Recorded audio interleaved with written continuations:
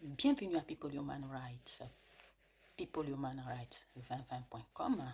Je suis Olga. Donc pour cette vidéo, la pierre 4. Dans la pierre 3, nous avons abordé la dépopulation de la terre-mère des hommes, suite principalement à l'immigration et toutes ces facettes morbides. On ne saurait évaluer le nombre de décès relatifs à ces trafics d'êtres humains, hommes, femmes, enfants, des millions de disparus depuis tant d'années. Selon le rapport des centres d'études stratégiques de l'Afrique du 1er juillet 2020, selon le Haut Commissariat aux réfugiés et deux autres organismes, donc on va avoir quelques chiffres là. Il y aurait eu 29 millions de réfugiés et déplacés ensemble sur la terre-mère des hommes. Seulement pour l'année 2020, on va dire 2020, voilà, du 1er juillet 2019 au 1er juillet 2020. Donc, rien qu'au Nigeria, là je vais juste lire quelques chiffres pour certains pays, il y aurait eu 2 624 723 millions de déplacés et 292 510 réfugiés. Et tout cela, bien sûr, pour des raisons de conflit, pour des raisons d'exaction, pour des raisons d'expropriation injuste. Voilà. Et en République démocratique du Congo, il y aurait eu 5 212 000 déplacés et 912 691 réfugiés. Et il faut maintenant penser à ceux qui reviennent en République démocratique du Congo, dans leur pays, dit-on, en provenance de l'Angola. Ils se redéplacent vers le Kasaï. Et on dit et on prévoit pour eux une crise humanitaire, une crise humanitaire additionnée de famine. Au Cameroun, par exemple, 976 773 déplacés et 58 151 réfugiés. En Éthiopie, 1 414 000 déplacés et 95 688 réfugiés. Et on prévoit aussi en Angola donc 1,3 million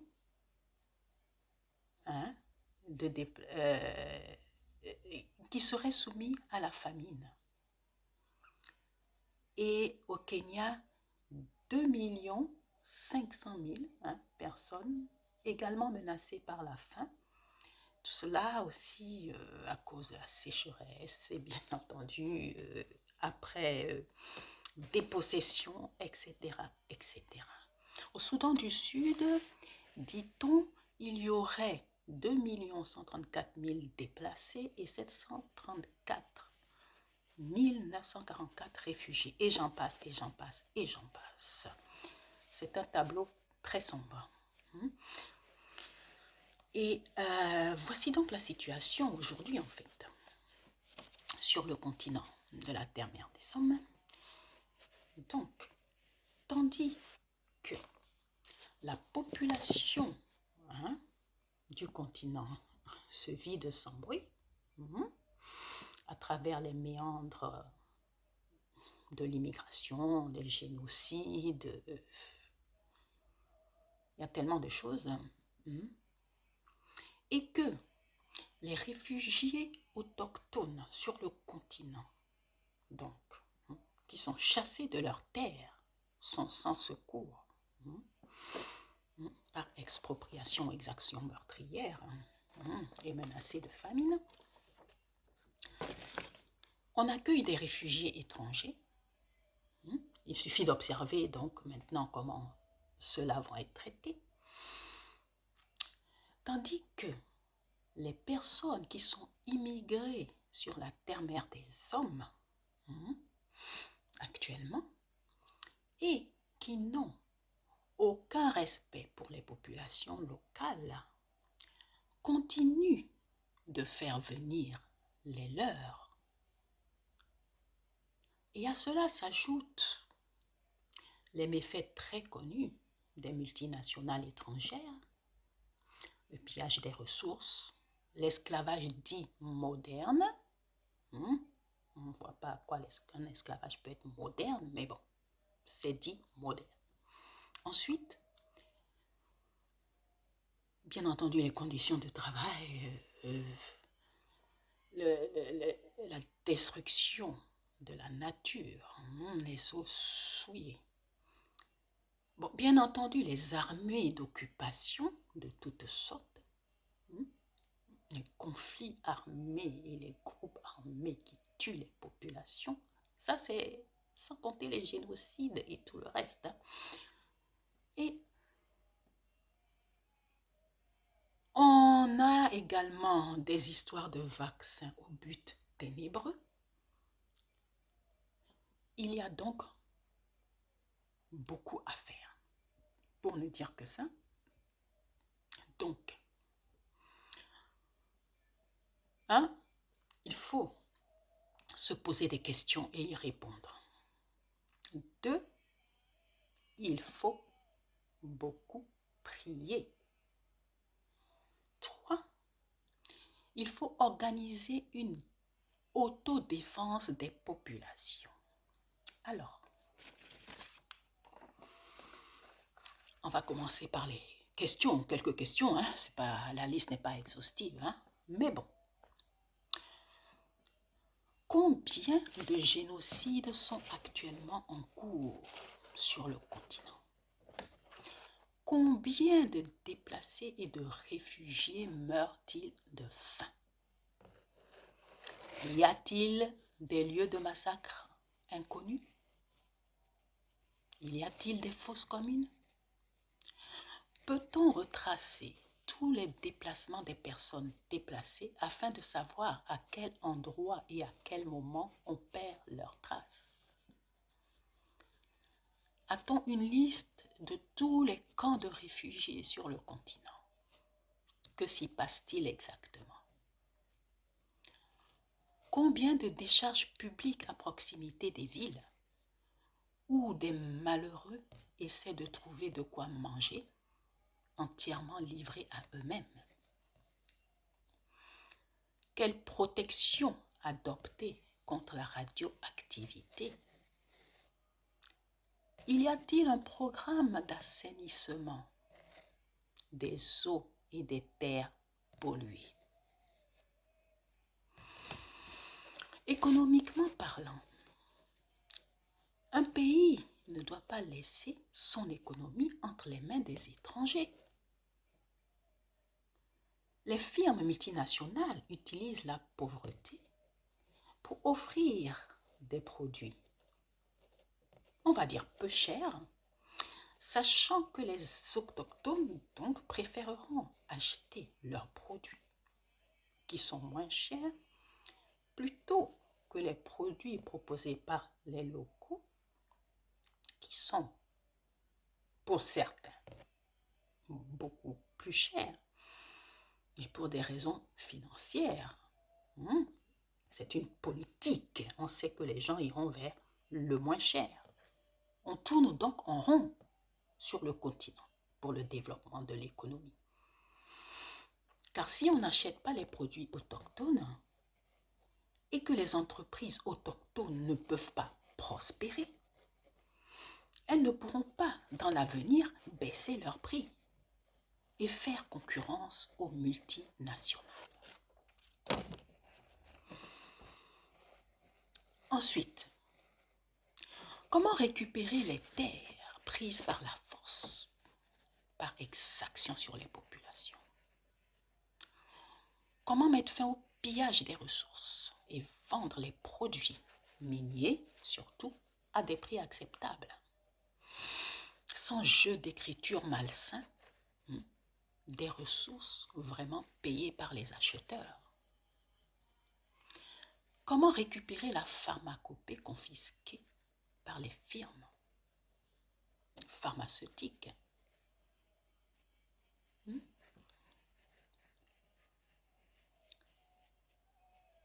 Et les vaccins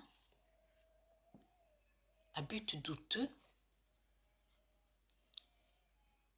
proposés par ces firmes pharmaceutiques ou les gouvernements étrangers, etc.,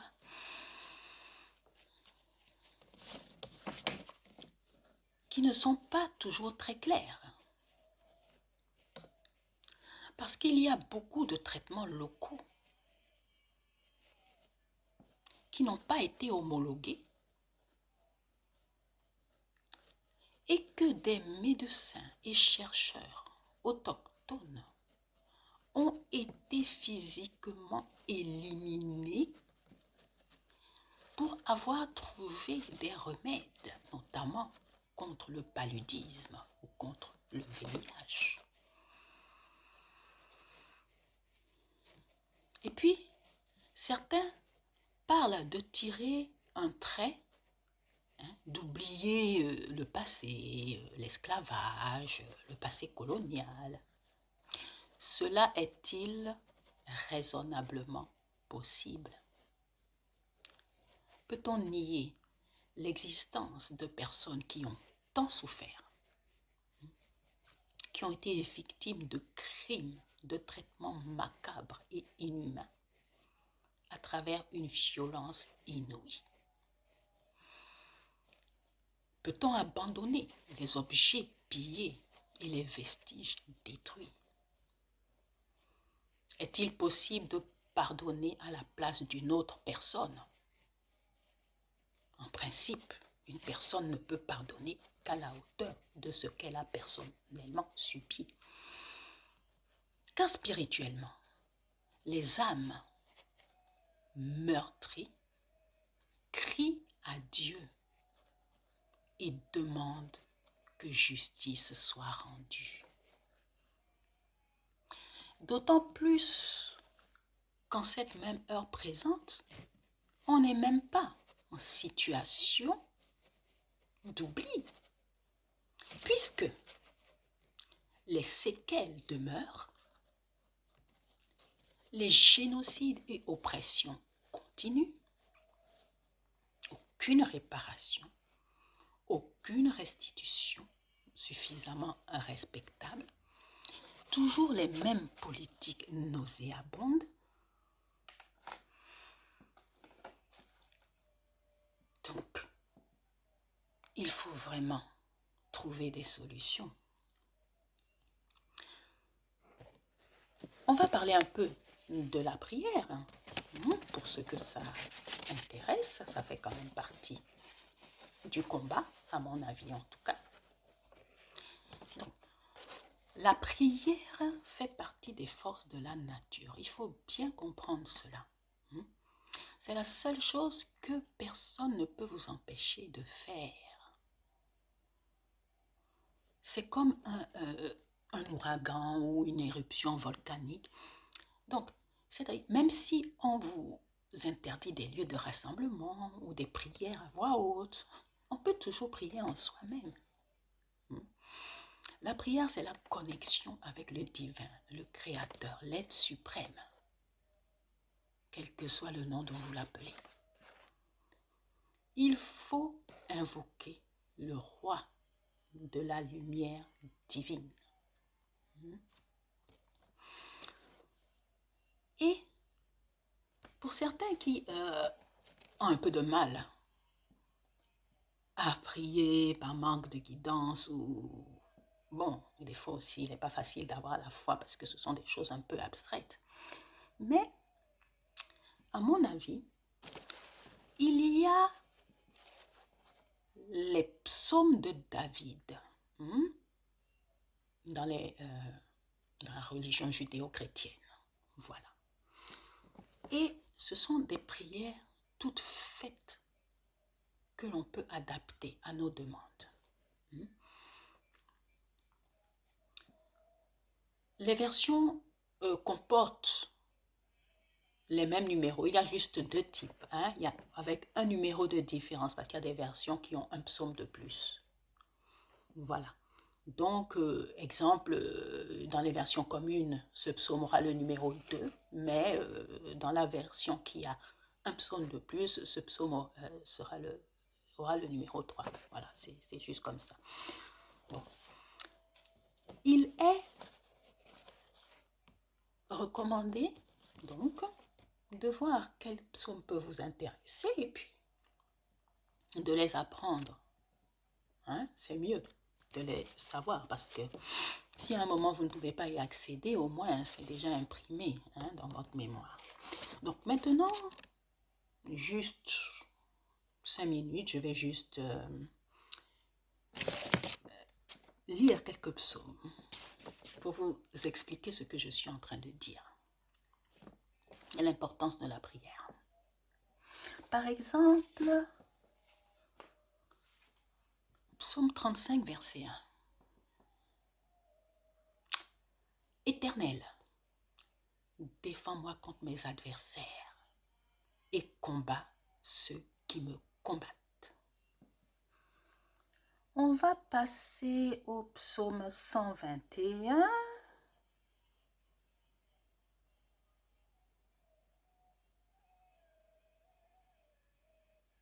Psaume 121, verset 1 à 2. Et puis, voilà. Je lève les yeux vers les montagnes. D'où me viendra le secours? Le secours me vient de l'Éternel qui a fait les cieux et la terre. Verset 5. L'Éternel est notre ombre à notre main droite. Psaume 91, verset 3.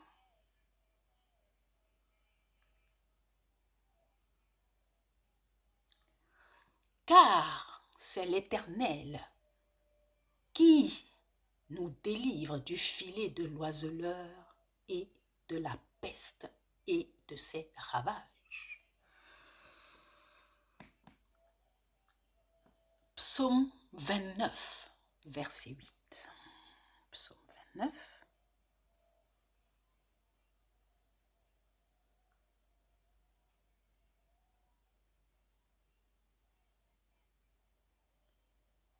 La voix de l'Éternel fait trembler le désert.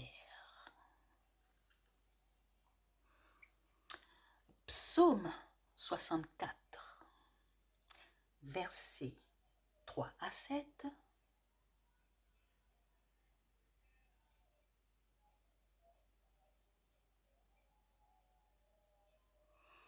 Voilà, on parle des méchants là. Ils aiguisent leur langue comme un glaive. Ils lancent comme des traits leurs paroles amères pour tirer en cachette sur l'innocent.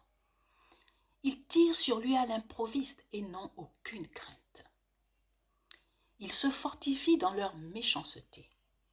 Ils se concertent pour tendre des pièges. Ils disent qui les verra. Ils méditent des crimes. Nous voici prêts. Le plan est conçu. La pensée intime, le cœur de chacun est un abîme. Dieu lance contre eux ses traits, soudain les voilà frappés.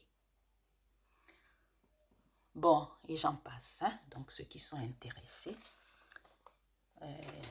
Voilà. Maintenant, nous allons penser à l'autodéfense des populations, parce que c'est très important. Les populations ne peuvent pas juste rester là à ce qu'on vienne leur taper dessus pour ne dire que ça. Il y a des choses trop graves qui se passent.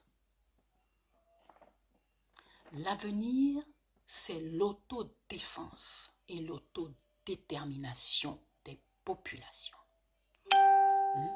autodéfense individuelle ou autodéfense collective.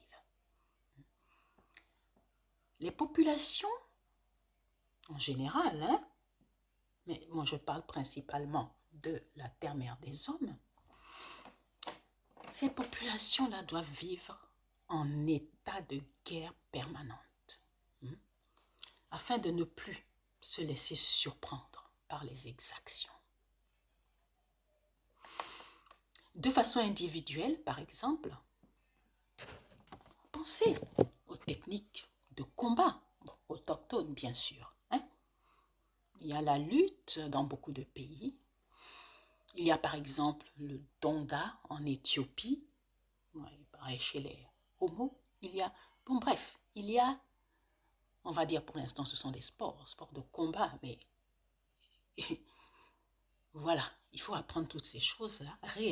C'est-à-dire, il faut maintenant mettre ça à grande échelle dans la population, que ce ne soit pas réservé juste comme un sport ou quelque chose comme ça. Les femmes, par exemple,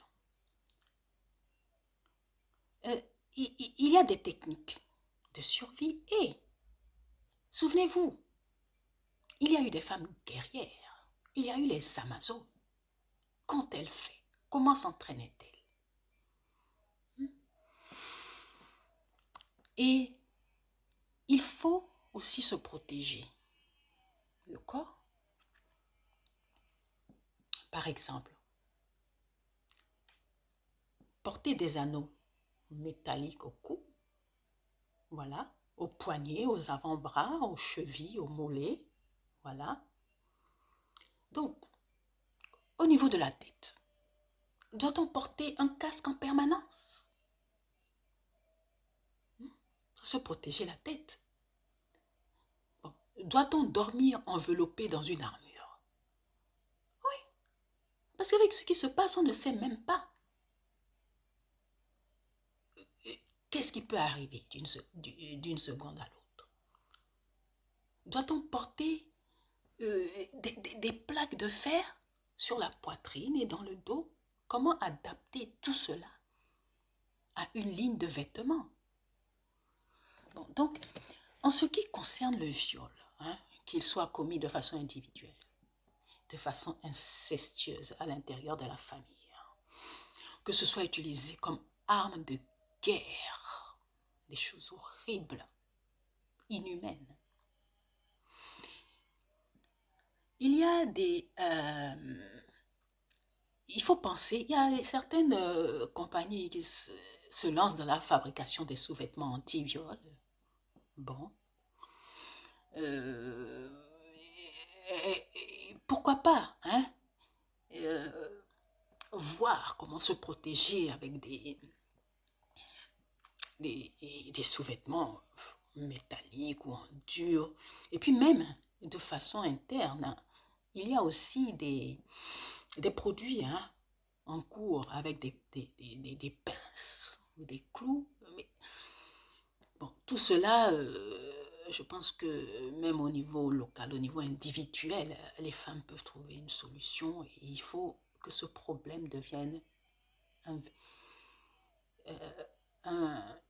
une priorité dans le développement. Ça doit faire partie du développement. Des choses comme ça ne doivent plus exister.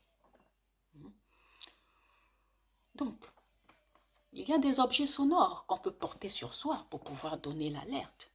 De façon collective, par exemple. Doit-on ériger des murailles comme par le passé? Monter des tours et puis poster des veilleurs de nuit comme de jour? Quelle protection contre les bombes? Il faut trouver une façon de mettre les populations à l'abri en cas de bombardement. Et comment adapter donc toute cette autodéfense et l'enseigner aux enfants et l'adapter aux enfants, comment la leur transmettre? Alors, Faut-il utiliser des portes et des fenêtres blindées, bon, de fabrication autochtone bien sûr. À propos, les forgerons et tailleurs de pierre, hein, nous aurons besoin de vous.